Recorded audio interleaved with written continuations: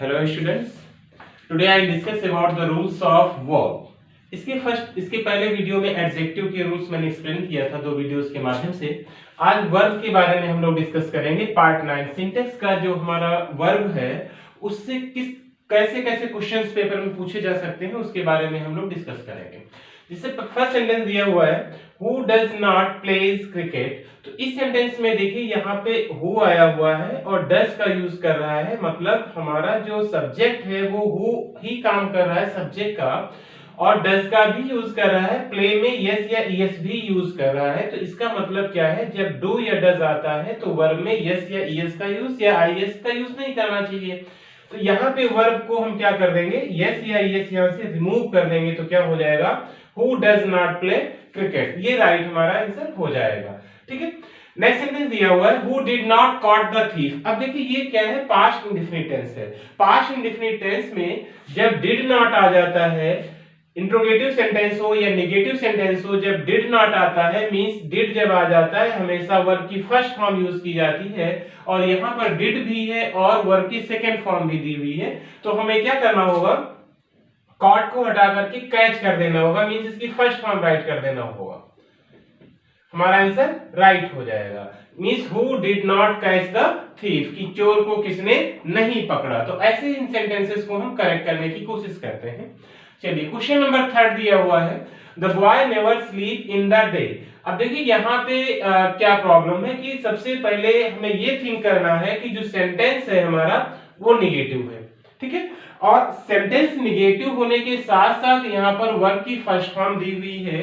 तो एक चीज आपको ये ध्यान रखना होगा, ऐसे सेंटेंसेस में जब कभी प्रेजेंट टेंस में है, वर्ब की फर्स्ट फॉर्म बता रही है कि ये प्रेजेंट टेंस में है, और जब प्रेजेंट टेंस में कोई सेंटेंस आता है जब हम उसको नेगेटिव बनाते हैं तो वहां पर नेगेटिव बनाने के लिए हम किसका यूज करते हैं, या तो डू नॉट का यूज करते हैं या फिर डज नॉट। इस सेंटेंस को आप ध्यान से समझिएगा, डू नॉट का यूज करते हैं या फिर डज नॉट का यूज करते हैं। प्रेजेंट इंडेफिनिट की बात मैं कर रहा हूं, और हमेशा डू नॉट और डज नॉट जब आ जाता है तो उसके बाद आने वाली जो वर्ब होती है वो क्या हो जाती है, फर्स्ट फॉर्म हो जाती है, मींस रूट फॉर्म ही यूज करते हैं। ये आपको ध्यान रखना होगा। जब डू नॉट डज नॉट आता है तो वर्ब की कौन सी फॉर्म आती है, रूट फॉर्म आती है, फर्स्ट फॉर्म आती है। यहां पर भी नेवर आया हुआ है देखिए, लेकिन आपको एक ध्यान रखना होगा, इस बात का ध्यान रखना होगा कि जब सेंटेंस नेगेटिव तो है बट यहाँ पर डू नॉट डज नॉट ना आकर के क्या दे दिया है, नेवर दे दिया है, तो नेगेटिव सेंस दे रहा है। लेकिन जब नेवर दिया होगा तो उसके बाद हमेशा हम वर्ब की रूट फॉर्म का यूज ना करके बल्कि यस या ईएस फॉर्म का यूज करेंगे अकॉर्डिंग टू सब्जेक्ट। ये ध्यान रखना होगा। यदि यहाँ पर सब्जेक्ट हमारा सिंगुलर है तो वर्ब में यस ईएस या आईएस का यूज करेंगे जब यहाँ सेंटेंस नेवर के माध्यम से नेगेटिव का सेंस दे रहा हो। आई थिंक ये सेंटेंस बिल्कुल क्लियर हो गया होगा। तो ये सेंटेंस क्या हो जाएगा हमारा, right, the boy never स्लीप्स in the day. ठीक है, यहां पर हम स्लीप नहीं लिखेंगे क्योंकि यहां डू नॉट डज नॉट ना आकर के नेवर आया हुआ है और सब्जेक्ट हमारा सिंगुलर है। क्लियर। नेक्स्ट सेंटेंस देखते हैं, you never reads your book. देखो यहाँ पे फिर सिस्टम चेंज हो गया, थोड़ा सा कंफ्यूजन होगा आपको। यहाँ पे भी नेवर है और ये भी प्रेजेंट टेंस है, लेकिन यहाँ पर हम यस या ईएस या आईएस का यूज वर्ब की फर्स्ट फॉर्म में नहीं करेंगे। क्यों नहीं करेंगे, क्योंकि यहाँ पर हमारा सब्जेक्ट प्लूरल आ गया है, यू आ गया है, और यू के साथ हमेशा कौन सी फॉर्म, रूट फॉर्म ही यूज होती है। इसलिए यहाँ से हम यस को क्या कर देंगे, हटा देंगे। आप ये ध्यान रखिएगा। देखिए डू नॉट नहीं आया है, डज नॉट भी नहीं आया है, फिर भी हम वर्ब की फर्स्ट फॉर्म, क्यों, क्योंकि हमारा सब्जेक्ट यहाँ पर प्लूरल बन रहा है, इसीलिए हम क्या करेंगे, यहाँ पर वर्ब की फर्स्ट फॉर्म का ही यूज करेंगे। तो हमारा राइट आंसर हो जाएगा you never read your book. तुम अपनी किताब कभी नहीं पढ़ते हो, मींस ये भी हमारा कौन सा टेंस है, प्रेजेंट इंडेफिनिट टेंस है। ओके, चलिए नेक्स्ट सेंटेंस दिया हुआ है they never come to me last month. देखिए फिर से यहाँ पर वही सिस्टम, यहाँ पे भी नेवर है बट सिंगुलर सब्जेक्ट था, यहाँ पे भी नेवर है बट प्लूरल सब्जेक्ट है, यहाँ पर भी नेवर है बट अब यहाँ पर आपको थोड़ा सा सोचना पड़ेगा। कह रहा they never come to me last month. बात कब की कर रहा है बच्चे, ये लास्ट मंथ की बात कर रहा है। तो ये लास्ट मंथ हमें बताता है कि ये टेंस कौन सा है, पास्ट इंडेफिनिट टेंस है। ठीक है, और पास्ट इंडेफिनिट को जब आप नेगेटिव में बदलते हो तो वहां पर किसका यूज होता है, डिड नॉट का यूज होता है। ठीक है, और जब डिड नॉट का यूज आप करते हो तो इसके बाद हमेशा वर्ब की कौन सी फॉर्म आती है, फर्स्ट फॉर्म आती है। लेकिन यहां पर आपको ध्यान रखना होगा, जब नेवर आया हुआ है तो आप उस रूल को फॉलो नहीं कर सकते। मींस नेवर के बाद आप कम नहीं लिख सकते, यहां वर्ब की फर्स्ट फॉर्म नहीं आएगी, ये आपको ध्यान रखना होगा। यदि नेवर आया हुआ है तो हमेशा आप यहां पर वर्ब की सेकेंड फॉर्म ही राइट करोगे। क्लियर हो रही है बात। They never came to me last month, वो कभी नहीं आए थे मेरे पास पिछले महीने। ठीक है, तो ये आपको ध्यान रखना है कि यदि नेवर आया हुआ है तो वर्ब की फर्स्ट फॉर्म नहीं यूज होगी, यहां पर वर्ब की सेकेंड फॉर्म ही यूज होगी, ये ध्यान रखिएगा। और जब डिड नॉट आ जाता है, नेवर की जगह डिड नॉट आया होता तो यहां पर वर्ब की फर्स्ट फॉर्म हो जाती। बात क्लियर हो रही होगी। तो आपका आंसर क्या हो जाएगा, they never came to me last month. ऐसे ही सेंटेंस को आप करेक्ट कर सकते हैं। चलिए नेक्स्ट सेंटेंस देखते हैं, क्वेश्चन नंबर 6 हम लोग। The patient died before the doctor had come. बहुत ही इंपॉर्टेंट और बहुत ही इजी रूल है। देखिए यहाँ पर बिफोर आ गया है ना। जब बिफोर कंजक्शन आ जाता है तो उसका जो फर्स्ट पार्ट होता है वो हमेशा पास्ट परफेक्ट में होता है, और जो बाद का सेंटेंस होता है वो किस टेंस में होगा, पास्ट इंडेफिनिट में होगा। बस आपको इतना ध्यान रखना होगा।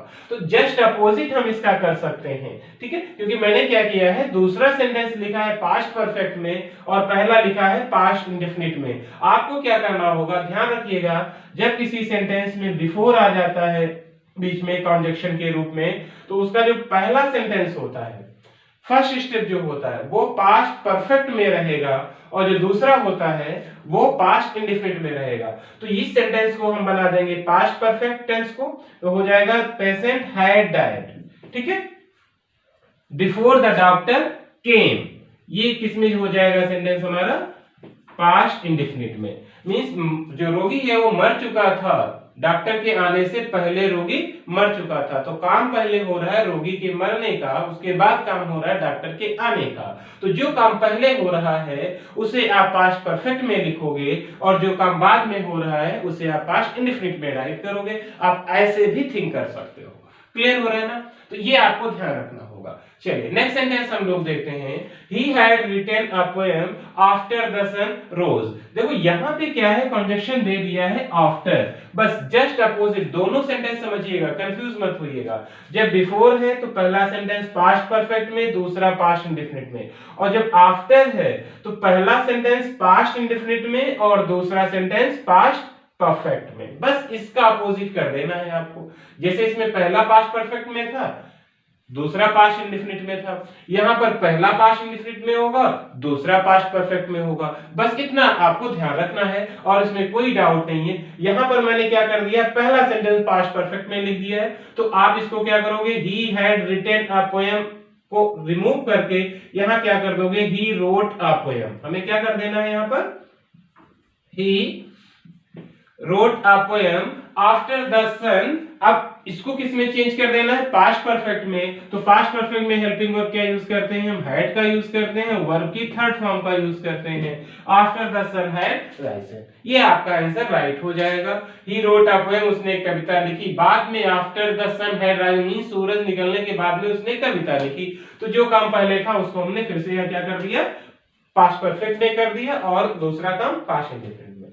ठीक है, चलिए क्वेश्चन नंबर 8 देखते हैं हम लोग। When he came to me, I was reading a novel। देखिए इसको ध्यान से पढ़िए, सेंटेंस को कहां पे इसमें मिस्टेक हो सकती है आप लोग भी फाइंड आउट करने की कोशिश करिए, सेंस भी समझिए। कह रहा है when he came to me, जब वो मेरे पास आया, I was reading a novel, मैं क्या कर रहा था, एक नॉवेल पढ़ रहा था। अब देखिए सेंटेंस में मिस्टेक कहां पे है और कैसे आप फाइंड आउट करेंगे, बहुत ही बारीक मिस्टेक है, आप समझिए इसको। कह रहा है, फिर से एक बार पढ़िए, ये सेंटेंस पढ़ने से ही आएगा। ठीक है, when he came to me, जब वो मेरे पास आया, I was reading a novel, मैं एक नॉवेल पढ़ रहा था। कहने का मतलब है जब वह मेरे पास आया तब मैं क्या कर रहा था, एक नॉवेल पढ़ रहा था। तो यहां पर कुछ तो मिसिंग है, किस प्लेस पर मिसिंग है, व्हेन ही केम टू मी, इसके बाद कुछ तो मिस है यहाँ पर। तो ऐसे सेंटेंस को करने के लिए क्या करते हैं, हम यहाँ पे कॉमा का यूज कर देंगे, बस हमारा सेंटेंस राइट हो जाएगा। व्हेन ही केम टू मी, जब मेरे पास आया, कॉमा का सेंस या तब का सेंस देगा, तब आई वाज रीडिंग अ नॉवेल, मैं एक नॉवेल पढ़ रहा था। तो इसका आप रूल भी समझ लीजिए, जब कोई कंडीशनल सेंटेंस आ जाता है जिसमें व्हेन आ जाता है, आप नोट डाउन भी कर सकते हैं, जब कभी व्हेन आ जाता है, एज सून एज आ जाता है, इफ आ जाता है, ठीक है, ये सारे वर्ड जब आ जाते हैं ये कंडीशन शो करते हैं, व्हेन है, एज सून एज है, इफ है, तो आगे जो बीच में कनेक्टिंग वर्ड जहां पर यूज होता है वहां पर हम क्या करेंगे, कॉमा का यूज कर लेंगे, हमारा सेंटेंस राइट हो जाता है। तो ये सेंटेंस क्या बन जाएगा, when he came to me, comma I was reading a novel. Clear. Next sentence दिया हुआ है, as soon as I reach the train started, देखो जैसे ही, एज सून एज कंडीशन है, फिर as soon as I reach, जैसे मैं पहुंचा, द ट्रेन स्टार्टेड, ट्रेन चल दी, छूट गई। तो फिर से यहां पर क्या मिस हो रहा है, कॉमा मिस हो रहा है। आप यहां पे कॉमा का यूज कर देंगे, as soon as I reach, जैसे ही मैं पहुंचा, तैसे ही, त्यों ही, ये भी सेंस निकलता है, जो ही मैं पहुंचा त्यों ही ट्रेन चल दी। तो कॉमा का यूज करके हम सेंटेंस को क्या कर लेंगे, करेक्ट कर लेंगे। ठीक है, ऐसे सेंटेंसेस में बिल्कुल मत कंफ्यूज होइएगा कि ये कुछ नहीं समझ में आ रहा, तो मींस कनेक्टिंग वर्ड कुछ ऐसा होना चाहिए जो सेंस को क्या करे, क्लियर करे। तो हमारा कॉमा यहां पर काम कर रहा है, इसी के माध्यम से सेंटेंस हमारा राइट हो जाएगा। चलिए, आई थिंक ये सभी सेंटेंसेस आपको क्लियर हो रहे होंगे। नेक्स्ट सेंटेंस है 10 number, I will go to market yesterday. देखिए स्पष्ट है, अपोजिट थिंग्स यूज कर रहा है यहां पर, कह रहा आई विल गो, मैं जाऊंगा, टू मार्केट, मार्केट को कब, यस्टरडे। यस्टरडे का क्या यूज है यहां पर, जब बात कर रहा है फ्यूचर टेंस की, तो यहां पे यस्टरडे तो नहीं होना चाहिए, टुमारो होना चाहिए। एक मिस्टेक तो ये हमको दिख रही है यहां पर, तो यस्टरडे को हम रिमूव कर देंगे यहां से, और क्या राइट कर देंगे, टुमारो को राइट कर देंगे। ठीक है, कि मैं जाऊंगा बाजार, लेकिन कब, टुमारो जाऊंगा, कल जाऊंगा। एक मिस्टेक और यहाँ पर, क्योंकि हम लोग वर्ब पढ़ रहे हैं, तो यहाँ पर वो एडवर्ब की तो प्रॉब्लम एक थी ही, बट एक और भी प्रॉब्लम है कि यहाँ पर उसने विल का यूज किया आई के साथ। तो वर्ब में यदि हम आई के साथ यूज क्या करते हैं, शैल का यूज करते हैं, ये बात भी आप लोग ध्यान रखिएगा। ऐसी भी मिस्टेक को करके देगा कि आई के साथ विल का यूज करते हैं, बट यहां पर यदि वर्ब की बात कर रहा है तो हम क्या करेंगे, आई के साथ शैल का यूज करेंगे। तो आई शैल गो टू मार्केट टुमारो। तो ये सभी सेंटेंसेस, 10 सेंटेंसेस आपके इस वीडियो में लगभग आपको आई थिंक सभी समझ में आ गए होंगे, और एक पार्ट और इसका मिलेगा अभी पार्ट 9 के बाद पार्ट 10। आप लोग अच्छे से इसको नोट डाउन करिएगा। Thank you so much for watching this video.